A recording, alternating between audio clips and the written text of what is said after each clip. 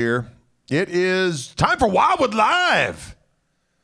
And today I'm going to be messing around with these Fender Custom Shop Wildwood 10 ultralight guitars. This one is actually a hardtail strat that weighs 5.96 pounds, ladies and gentlemen.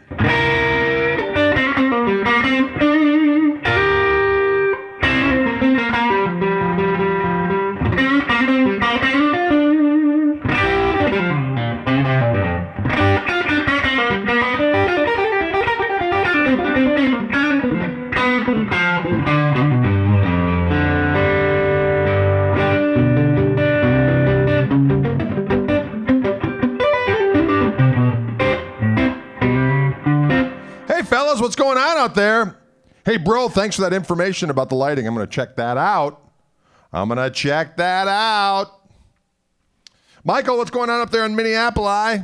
You know, I'm going to share this real quick, folks. I'm going to share it over to my my land of milk and honey, or digital milk and honey. I don't know what that means. I'm going to share it to the land of milk and honey. I don't want to hear my voice when I say that. Oh, I'm saying it. I'm saying it loud. I'm saying it proud. All right, okay. Enough of you. Okay, I need that to be quiet. You know, technology sometimes is an issue for me. I'm not going to lie to you. Okay, I posted it. I did what I needed to do. Now listen, folks, what's going on out there? Koch amps. Hey, what's going on, Chris? What's going on over there?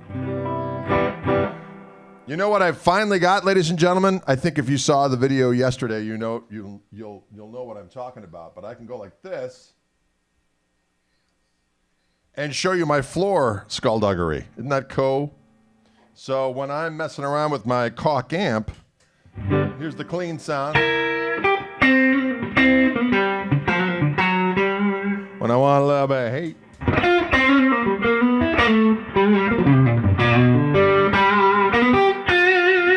One little overdrive gain boost, I hit that rascal.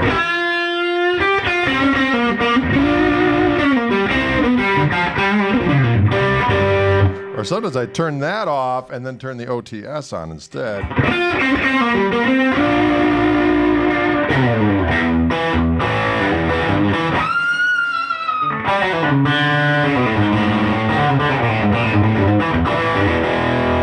I put it all on.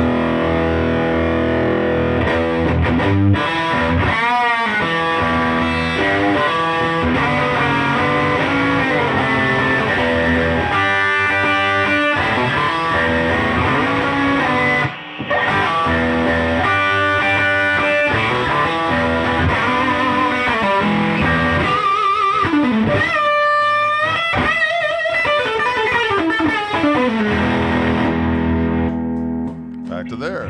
If I want a little bit of that sweet harmonic vibrato.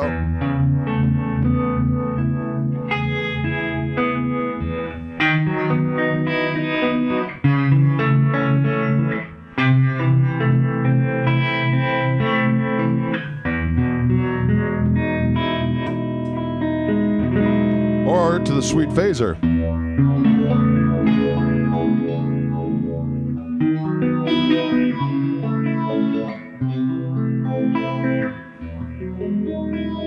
Pretty cool, huh? Pretty cool. So much technology in the room of broken dreams here in the orange room. And beautiful Wauwatosa, Wisconsin, Sowian. Sounds gristle-tastic. Marvin, the Boone says, sounds like Korean Air. I don't know what that means. Hey, Canute, I saw that. I saw your missive the other day. I was meaning to get back to it. I didn't have a chance to. There's a Skeel. My great-grandfather's last name was Skeel, ladies and gentlemen, which is a Danish name. My buddy Canute, who lives in Denmark, visited a historic monastery, which was begun by an individual with the last name of Skeel. Does it surprise you that one of my 4 people would start a monastery? sounds perfectly in line with what we do here in Orange Room. Hey. Anyway, so important question. Glass or gristle? I don't know what that means either.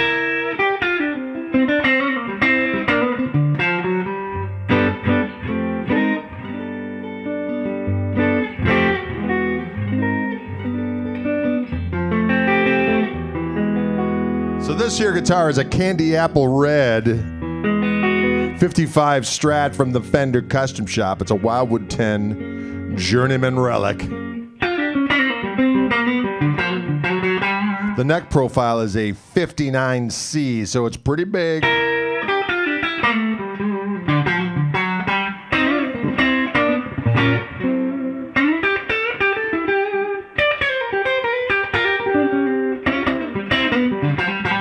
It is a hardtail, and it only weighs 5.96 pounds because it's made out of Polonia wood, ladies and gentlemen. Una Polonia Blanca. I did that the other day. I can't help it. Every time I see Polonia, I got to sing that song.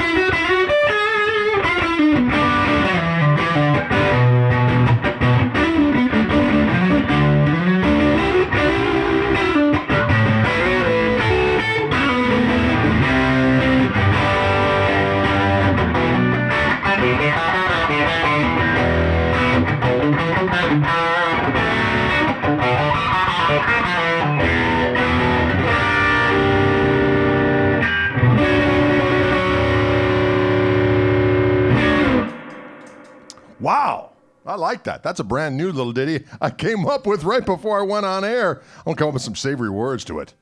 Maybe the words would be called hardtail. Savory hardtail candy, apple ready strat. Apple ready? That doesn't mean anything. Anyways, candy apple red, journeyman relic, hardtail strat. I got the details in the information on this video. This is, of course, being the Wildwood Live for Tuesday, this glorious Tuesday. Let's go through the different sounds on this rousing. That obviously, that neck pickup sounds great. But I switched to the bridge there, and it sounded pretty doggone balanced. So let's check this out.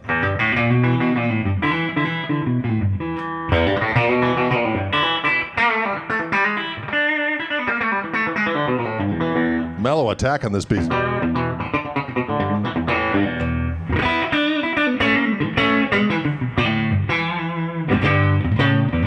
Let's try that 4 position.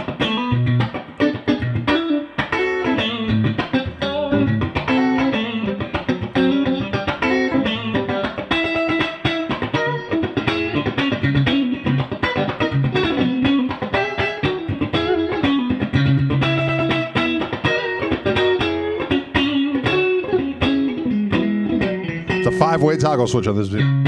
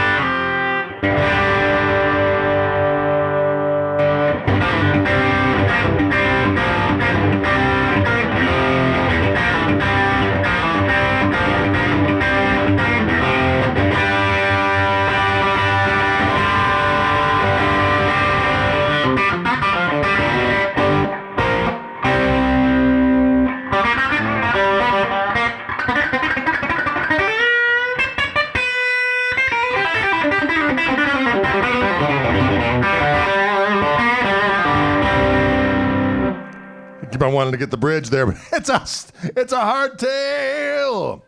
But that's good. Means it's got a little bit more resonance, a little more wood. But again, it only weighs 5.96 pounds. That's crazy.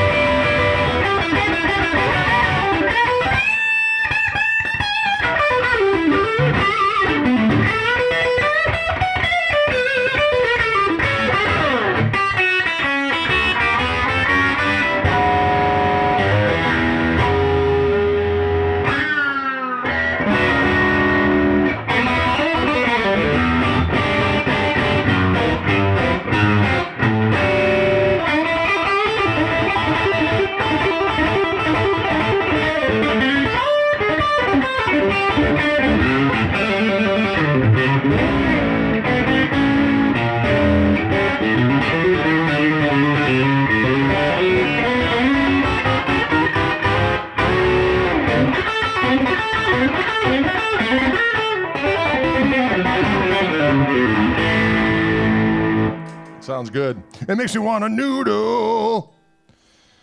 It makes me want to noodle. Let's hear that 2 position and see what we got going on here.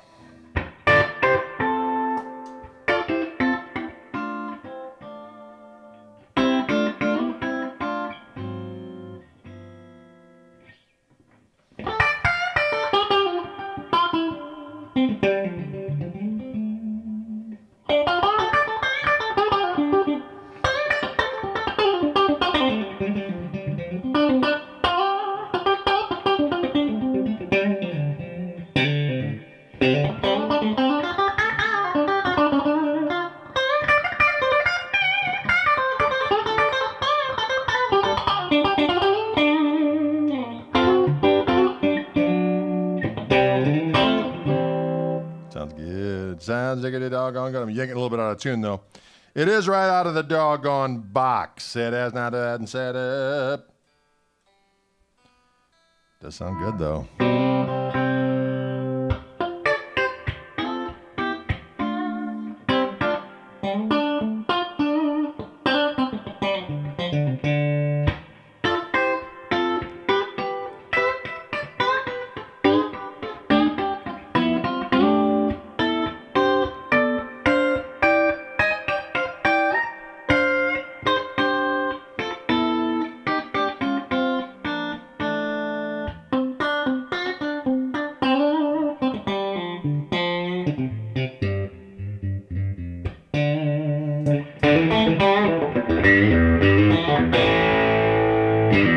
It's a chunky sound in that 2 position.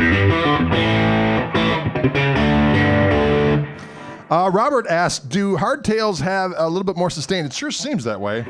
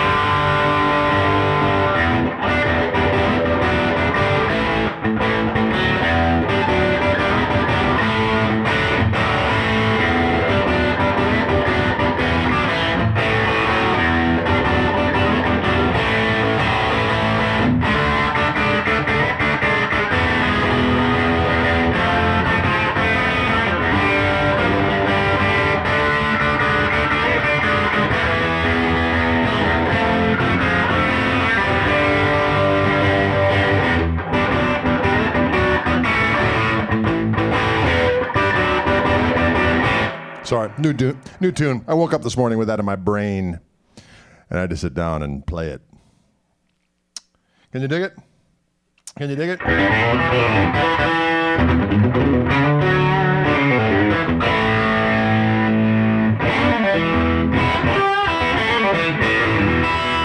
Steve Fleming, they have a few of them in as we speak, so I think more will be coming in, but this one is definitely for sale. It's just making a little visit. It's making a little visit to the Koch lair, and I'm sending it out to Wildwood. It is up for grabs. This one is serious. I have the link on the description of this particular video, but it is R105400. 5.96 pounds, ladies and gentlemen, and it sounds so damn good. So it's a Journeyman relic. So the Journeyman relic is not totally defiled. It's just... it looks like it was loved yet played, shall we say.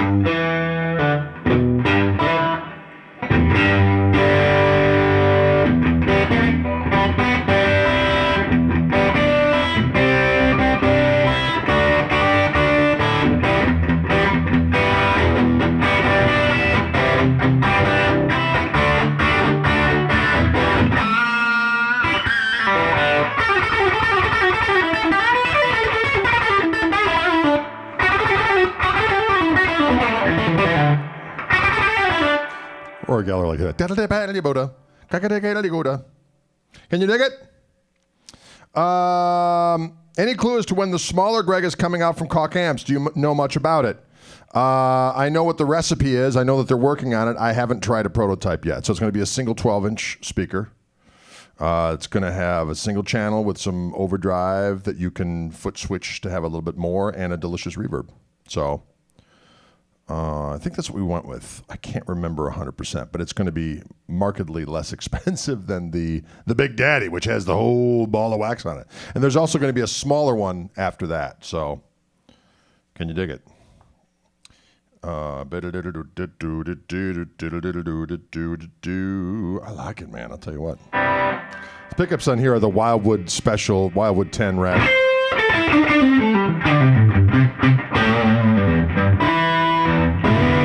Yes, it will cost less.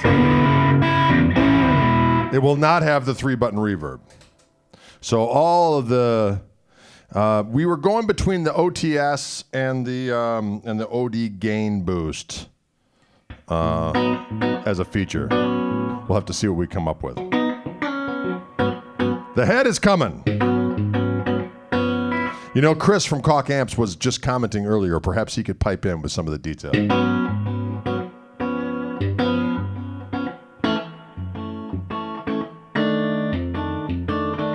I was just doing some Blackmore earlier.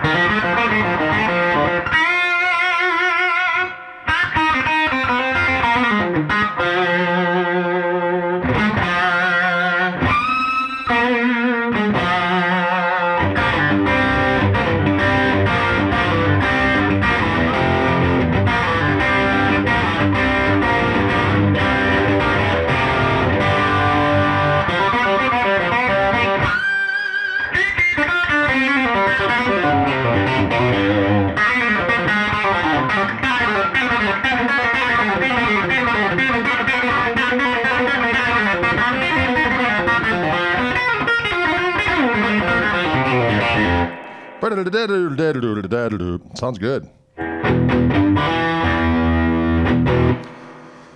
Patrick the Tubes, I believe it's going to be EL34s on the little combo and EL84s on the smaller yet, but I'm not 100% sure yet because I haven't messed with the prototypes yet, so we'll see what's going to happen. Do you listen to Ronnie? Great, of course I like Ronnie. We used to do a song of his.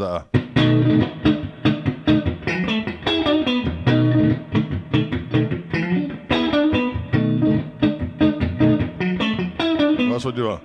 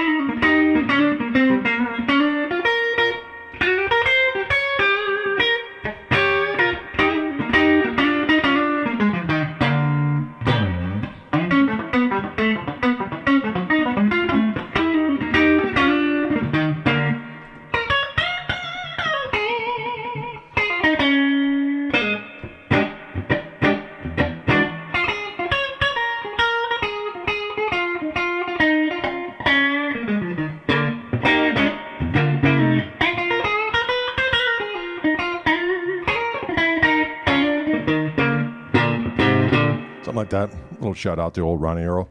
How's my basement? It's great, thank you. We've got all of our situation done. Greg, the amp and sound like they were made for each other. You probably need to keep that one. It got lost in the mail. Yeah. Sorry, fellas. Remember that $4,000 guitar you sent me? I don't know what happened to it.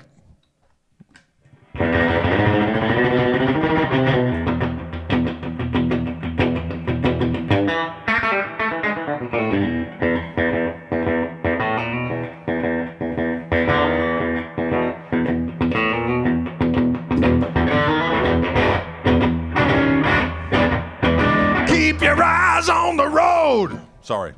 I almost went Jim Morrison there for a minute. Middle position on that Strat is one of the best. Yeah, it's...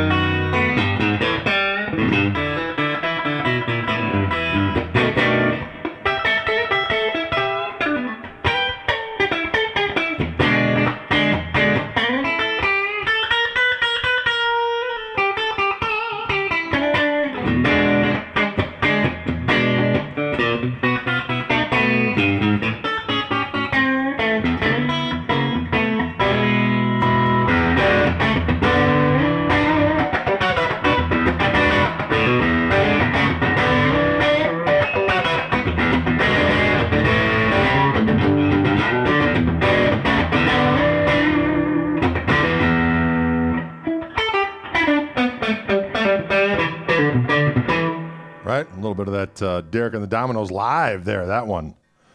Got to get better in a little while. That's a good song. It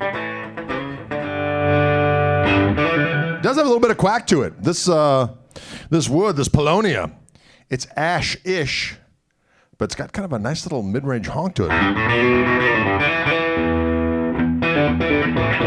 Phil Keaggy's killer.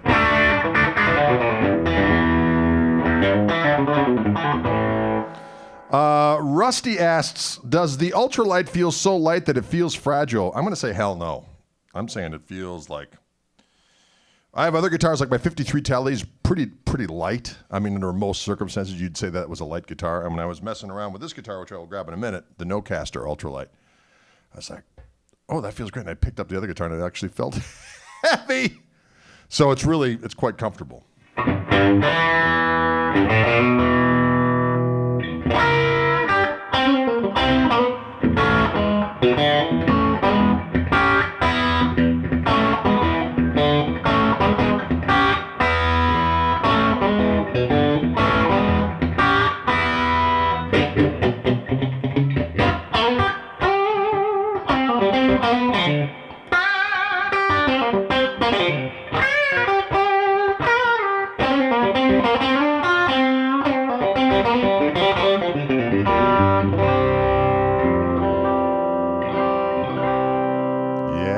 I like it.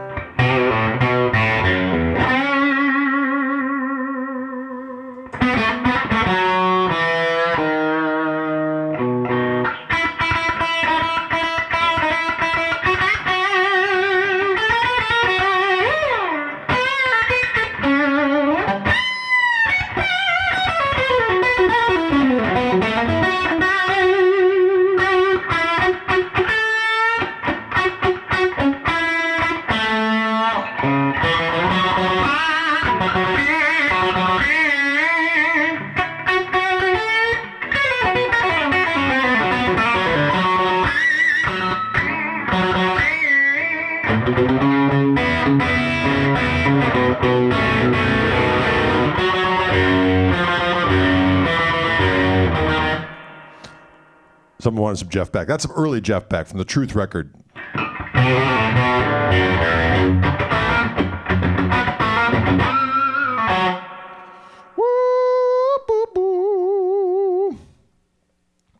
Was Roy Buchanan a big influence on your playing? Yes, I recorded a little song yesterday I did as a tribute to Roy, an old tune of mine. I did a imagining of that song and posted it to my YouTube channel if you want to check that out. Born under a COVID-19.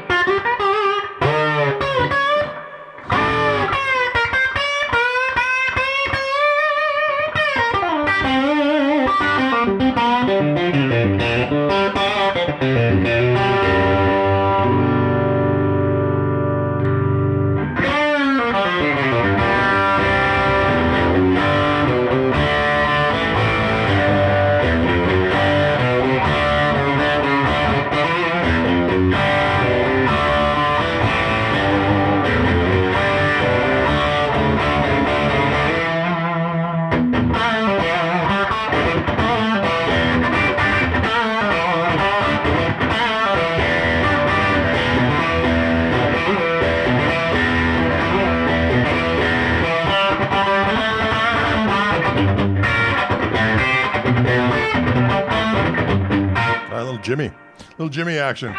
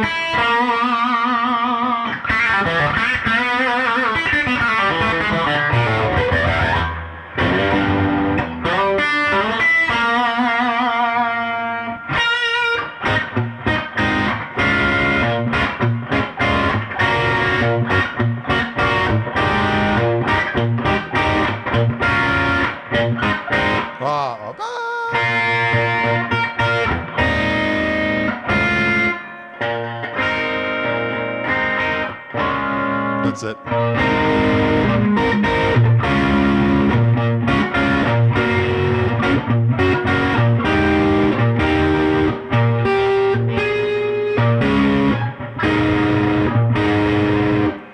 Back to the drawing board.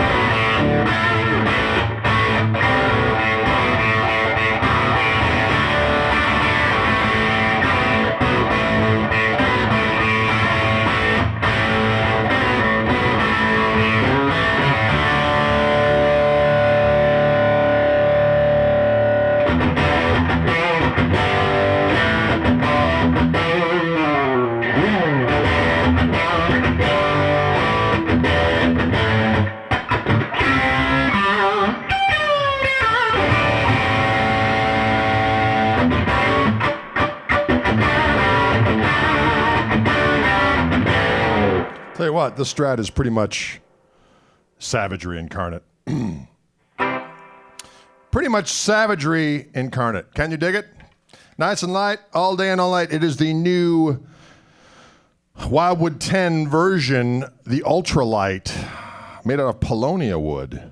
Doggone it, man. I'll tell you what. And of course, 10-inch radius, 6105 frets. Someone asked if it had a 5-way toggle switch or 3-way. It's got a 5-way toggle switch. This one is a hardtail. 5.96 pounds on this bad boy. Candy apple red journeyman relic finish. Tell you what, I'd take it. I would take it. Hey, you. All right, I'm going to grab this the 51 Nocaster ultralight and see what that sounds like. We played this one the other day. I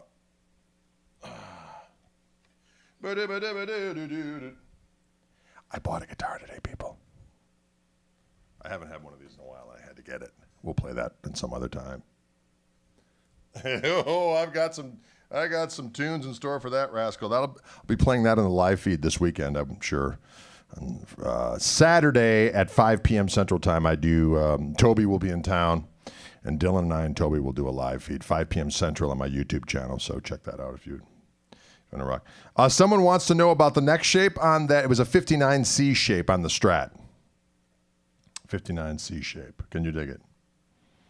And I do have the link to both of these guitars, all the information, price, nostril circumference, underwear size, things of this nature, attached to the description of this video on either Facebook or YouTube. So you can look in the description and click right on it, and it'll take you right to the website. So this is a Nocaster ultralight, Wildwood 10 ultralight.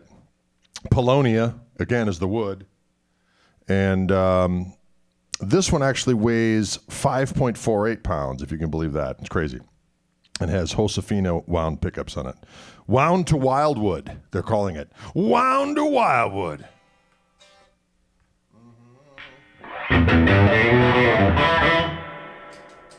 Start with it. And all of the telly pickups that Wildwood does on their Wildwood 10 tellies are slightly underwound, which gives them a glorious three-dimensional tone, I think. But they don't push the amp real hard, but that's all right, because you can push it yourself. Push it yourself, Trade.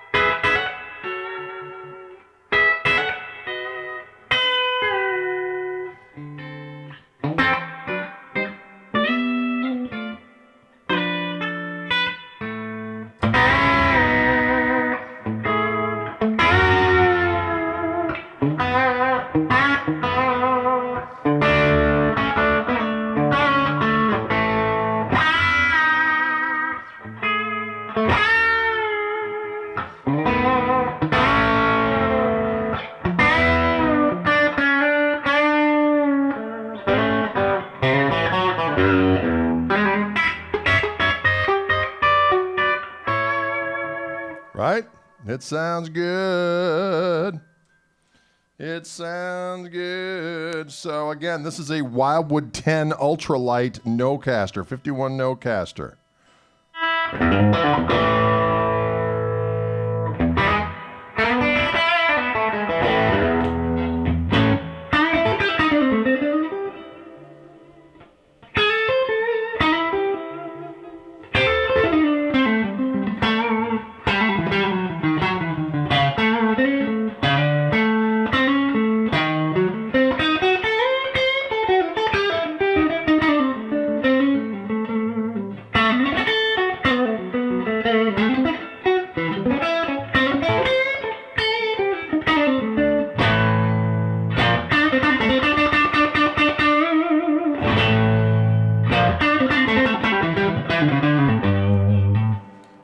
Brandon, what's going on out there? Yeah, live Hotwire was a good one. What was that other one that?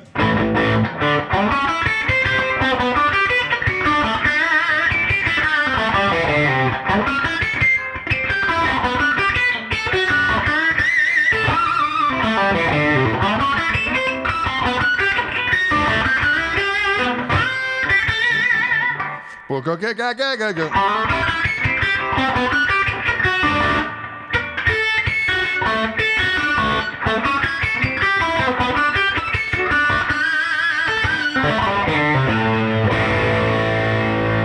Old Roy Buchanan tune. Booga go ga ga ga doo doo boo doo da doo doo doo.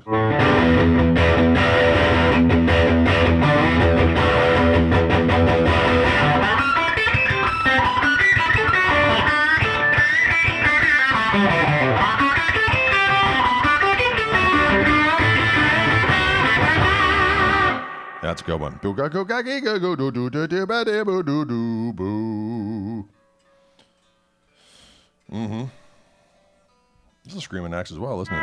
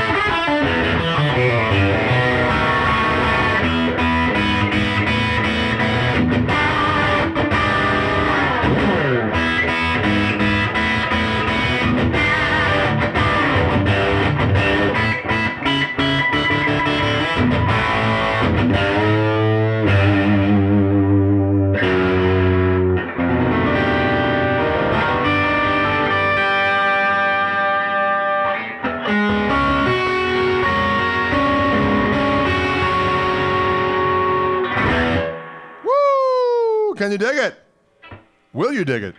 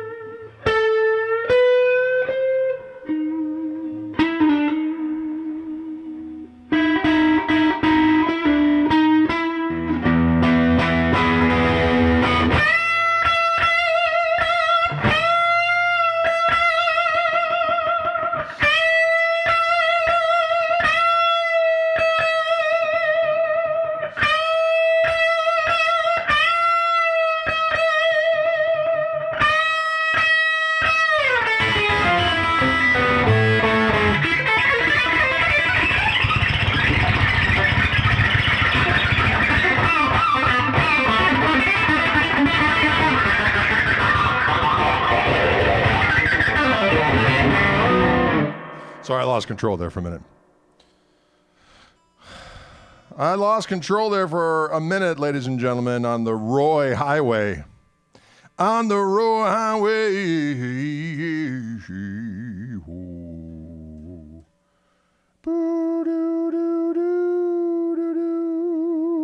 So anyway, glorious sounding guitar. Also, ultra light. Literally, ultra light. Ultra light.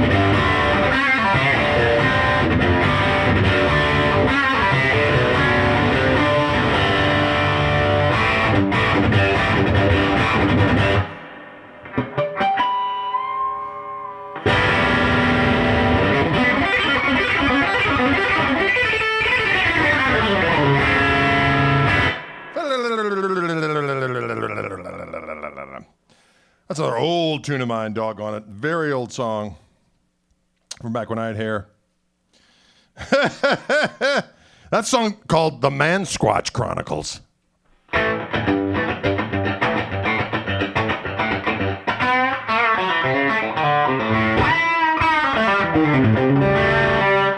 Oh, Torn Asunder. Yeah, that one's coming at some point. I'm going to play that on the sitar guitar, though. But that'll be for another day. You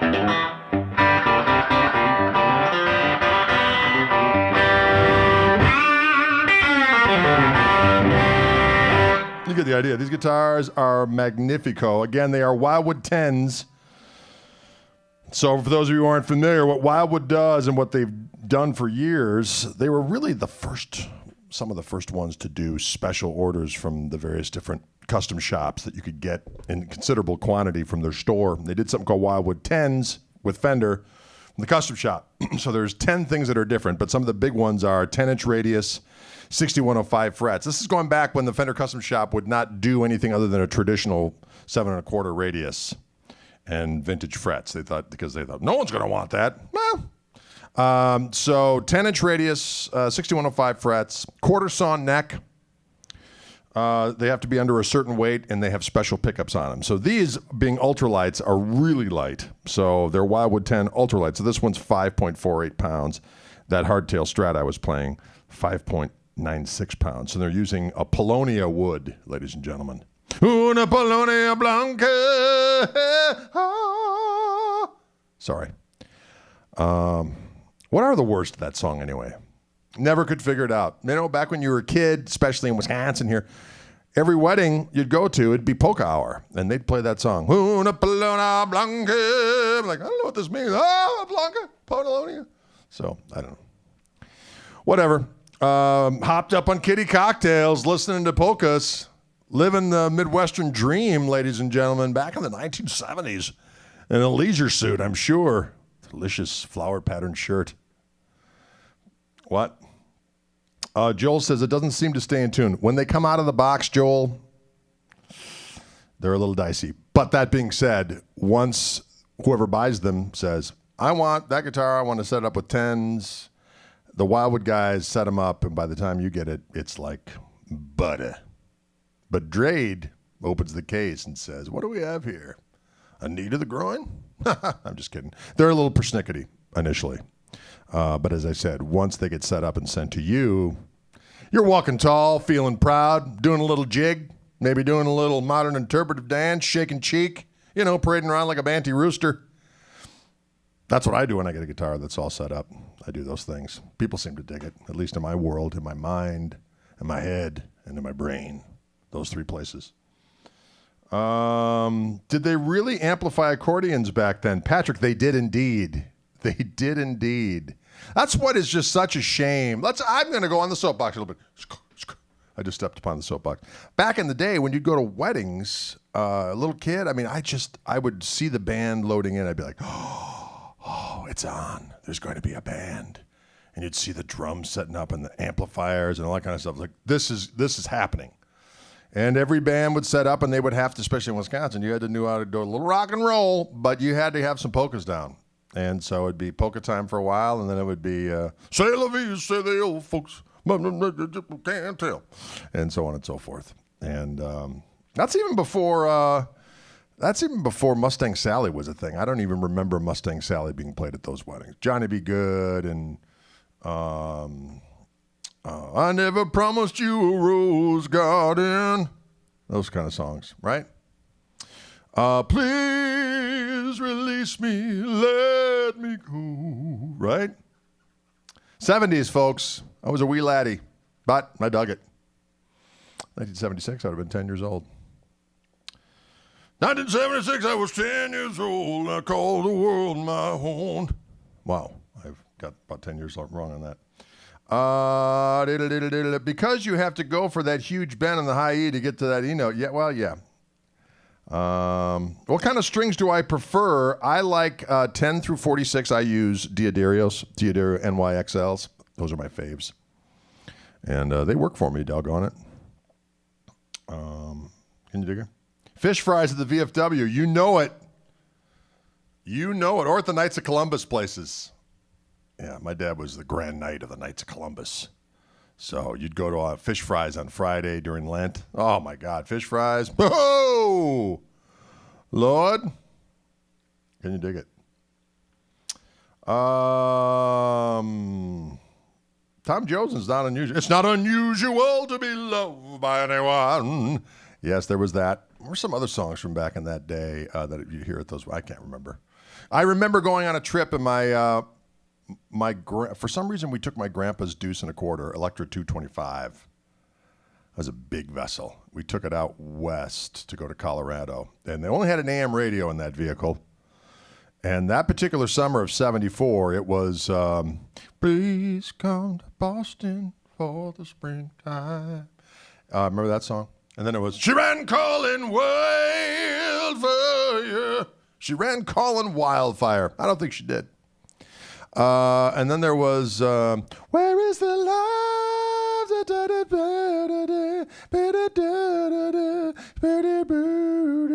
Donny Hathaway and Roberta Flack. You kidding me? Where is the love?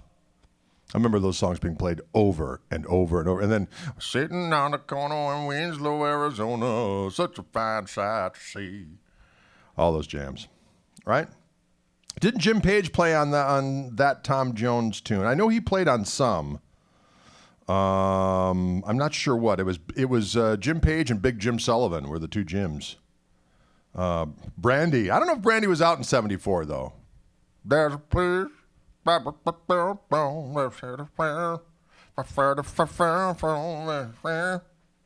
Let's say, Brandy, you're a fine girl. What a good wife you would be. But my life, my love, and my lady is a sea. What a line. Hey, listen, don't get too close to me because my life, my love, and my lady is the sea. See that out there? Look out the window. That's her. Now stay away, stand clear. So that's the closest you're going to get. Stay, wait. Brandy. Social distancing. Right? Am I right on that? Mike Bloomfield did indeed use a Telecaster early on. Also, Doug, of course, his Les Paul playing. Are you kidding me? It was interesting because I got the Super Session and Live Adventures of, I was exposed to that stuff, Live Adventures of Mike Bloomfield and Al Cooper, before I actually heard the Paul Butterfield stuff. So I kind of had to go backwards for that. Can you dig it? Ballroom Blitz, take-a-dookie, ballroom Blitz. Greg, honest pick, Polonia or Ash? Well, I got to tell you, the idea of a hardtail strat in that Polonia is calling my name. That seems pretty doggone delicious. Anyways, listen, folks, it is 4 p.m. Any last questions before I bugger off here? I've actually recorded this session, and I'm going to send it to Paul Brown. Paul, I did decide to record it. I don't know how huge the file will be, but I've recorded this session. Of course, it'll live on the internet, but I'm going to send him some footage of this, and he might chop it up into little videos for these guitars. Can you sing Godzilla by the Blue Oyster Cult? I'll work on that. I remember when I was, to show you how long I've been out of my mind, when I was 12 or 13, I had the record, Blue Oyster Cult with Godzilla on it. And I came up with a substitute line. With a melancholy grunt and a sinister growl, you make love to waterfowl. Godzilla! Because I didn't know what they were saying. With a melancholy grunt and a sinister growl, you make love to waterfowl. Godzilla! What does that mean? Nothing. The mind of a 12-year-old, though, it's Shakespearean. Anyway, listen. Greg, are you a top loader Tele fan? Well, it's funny you should mention it because this is a top loader. And it does have a particular tone to it that I dig. And again, they decided to do the top loader because with this light wood, you could do both a top loader Tele and the hardtail Strat and still keep them at what, the 5.5 pounds for the for this one and 5.96 pounds for the Strat. Can you dig it? I have a Koch Twin Tone and a Koch Twin Tone 3. Twin Tone 3 is the amp Greg used and loved and got him interested in Koch amps. That's correct. The Koch person can comment to clarify if I missed anything. I believe that the Twin Tone is the basic starting point for the Greg amp. Yeah-ish. I just wanted to be able to get a little more thwack out of the clean tone. If I wanted to just break it up a little bit, I could do that a little bit more. And yes. So, but you are correct. That Twin Tone 3 is the one I messed around with and said, let's just tweak it a little bit. Add some harmonic vibrato, make the reverb a little bit more controllable and a little bit more extreme if you want it. And yada, yada, yada. Mark Knight asks, headphone extension? No, I'm not using the headphones today. I have an extension coming tomorrow in the mail. Actually, what's funny is that I finally ordered one, and then my buddy Ryan from Fishman sent me one as well. So I'm going to have two. Isn't that crazy? Months I've got no extension, and now I'm going to have two. Why are Les Pauls so heavy, asked David. Primarily just it's a lot of solid wood, mahogany and maple. That's why when you find a light one, it's a glorious thing. But sometimes the heavy ones, there's some customs that I've played that are heavy that just sound so damn good. Anyway. Are they really trying to make it look vintage? What, do you mean these guitars? Well, yeah, that's what they do. So, there's a lot of people that have a problem with the relicking thing, and I don't, just because I have an old 53 Tele. It looks great and it's beat to crap. But if I couldn't afford it, which for years I couldn't, until finally I sold a kidney and some other tidbits I had around the house. I had a Van Gogh painting, things of this nature. Anyway, but if you want to get the sound and look and feel of an old guitar without spending the additional $20,000 or whatever the case may be, then you can get a relic that they do a pretty doggone job to make it look authentic and make it feel authentic. People, why would I want to defile my own guitar? Well, again, if you want the look and feel of a vintage guitar without spending scads of loot, you can spend kind of a lot of money on getting a relic. But still, in proportion, in orders of magnitude, it's far less as far as cash. Is that an opaque paint finish on the Nocaster? No, you can see through it. Use a little bit of. You can see through it to the wood grain. On the backs, it's interesting. The neck is interesting, right? So, anyways, there you have it. So there you have it. So again, folks, I'll be back on Thursday for the Fishman Live at 4 p.m. No, Thursday I'll be back for Wildwood at 3 p.m. And then I should know this by now. Friday at 4 p.m. Central Time. These are all Central Time times. I'll be doing the Fishman thing. And then Saturday night at 5 p.m. Central Time, we'll be doing a live stream with the band. There may be a secret, unannounced thing, because Toby's coming down a little early. We're going to work on some stuff, and that's going to be that. So, Marshall says, I recall you once saying you liked the feel of a worn neck on the relics. Might I recall? You are correct. I do like the feel of the relic necks. There you go. 70th anniversary broadcaster, any good? Richard, I don't know. I haven't played one yet. I saw them at NAMM, and they tempted me because, I do like the Telecasters in their various iterations. Didn't really play one, though. I did get to play, Joe Bonamassa has got a broadcaster, and I played that thing, and it was so glorious. It was kind of funny. I'm over at his lair, not that I'm name dropping. He's a very nice guy, and with his guitar playing friends, he's very generous. Come on, check out these guitars. So I'd already seen most of his Les Pauls at that point. So he's like, well, what do you want to check out? I said, I want to see the Telecasters. So he brought out this broadcaster, and I plugged it in, and I just started playing. He's like, oh, no, check out this one. I'll check it out. I was like, no, I'm good with this one. It was so delish. It was so delightful. Don asked, do you like all do I like rosewood necks at all, I guess is what you're saying. I do like rosewood necks. I guess I prefer, well, I know I prefer maple, just in terms of feel, look, and sound. They seem to have a little bit more of a brightness to them and an attack overall. That's not to say that I don't have guitars with rosewood necks and enjoy them. I do. Yes, so that's kind of the story on that. Favorite era for tellies, early 50s, late 50s, 60s, 70s. Boy, I'm kind of an equal opportunity offender. See what I did there? The first Telecaster I ever had was a 68, and I loved that guitar. And I sold it for whatever reason. And I sold it to a guy I went to high school with. I think it was after high school, but I knew him from high school. I sold him the guitar, and he routed it out for humbuckers, and I put a curse on him, and he hasn't been seen since. I wish I could say I was kidding. No, but he did do that, and I didn't curse him, but I haven't seen him since. Anyway, that was a great guitar, and so my ears are kind of tweaked to that sound, so every time I play, I'll play an old Paisley Telly, and I'm like, God, this thing sounds great. Now, remember, just that era of pickup combination between the bridge and the neck really sounded good to me. But I guess I always wanted an early 50s Telly, and then I finally got one, and I love it. I will say that the neck pickup on my 53 is really wimpy in comparison to the bridge pickup, but God, it sounds good. So I don't want to mess with anything. But as a usable tool, other than just to play around the house, maybe do some sessions with, I do use it on gigs every now and again, but I'll play only a couple songs that their pickups are really microphonic, especially the neck pickup. If I go neck or middle position, put any kind of heat on, just start squealing like a pig. I suppose I could get the pickups re-dunked, but that's always a gamble. So